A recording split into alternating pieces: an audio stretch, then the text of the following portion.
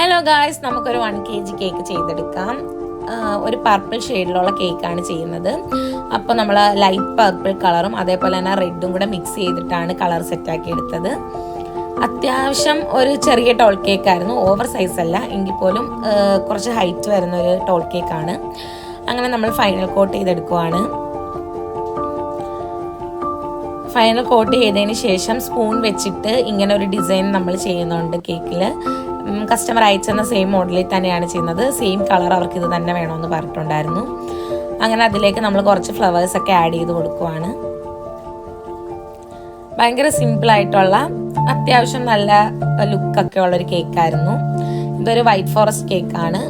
അങ്ങനെ നമ്മൾ ഫ്ലവർ എല്ലാം സെറ്റ് ചെയ്തു. ഇനി ഇതിലേക്ക് കുറച്ച് സ്പ്രിങ്കിൾസ് ആഡ് ചെയ്ത് കൊടുക്കണം. അപ്പോൾ ഇന്നത്തെ വീഡിയോസ് ഇത്രയുള്ള. എല്ലാവർക്കും ഇഷ്ടപ്പെട്ടെങ്കിൽ ലൈക്ക് ചെയ്യാനും കമൻറ്റ് ചെയ്യാനും മറക്കരുത്.